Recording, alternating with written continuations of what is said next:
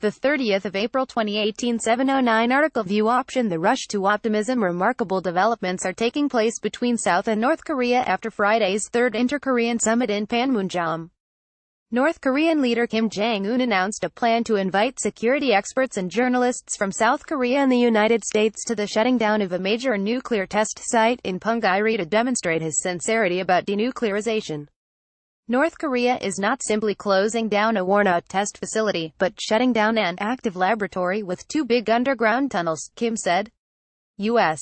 President Donald Trump seems to be buoyed by Kim's gestures enough to express a plan to have a summit with Kim earlier than expected.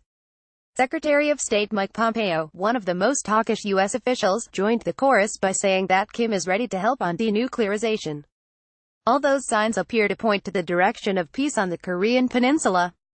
But we must not turn a blind eye to some grim realities. Despite all the hoopla over the inter-Korean summit, a few scores of nuclear weapons are still hidden deep in the mountains of North Korea. We have a long way to go until peace settles on the peninsula. As many experts point out, the two leaders' joint statement lacked a detailed roadmap to denuclearization. That could mean that Pyongyang's vow to denuclearize is mere gambit, and it puts the fate of the peninsula in the hands of Kim and Trump next month. The government must not forget that we are a party directly involved in the nuclear crisis, not just a go-between, mediator or broker. We must draw an irreversible pledge from North Korea to dismantle its nuclear weapons.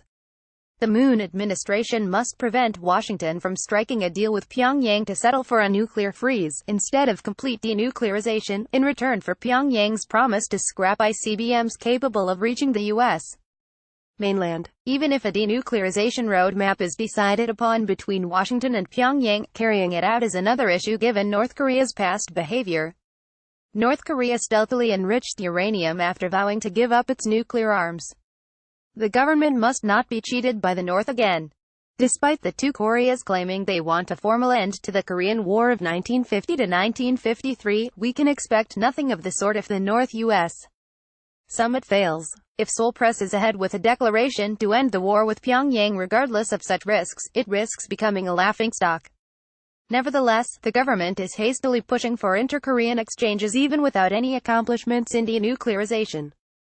In an alarming move, it is preparing to resume operation of the Kaesong industrial complex, which could lead to a serious violation of international sanctions. North Korea cannot fundamentally change, as seen in Sunday's Rodong Sinmun, which lambasted U.S. democracy. We must not accept Kim's charm offensive as a transformation. We must not be overly optimistic. It is time for cool heads, along with warm hearts. End.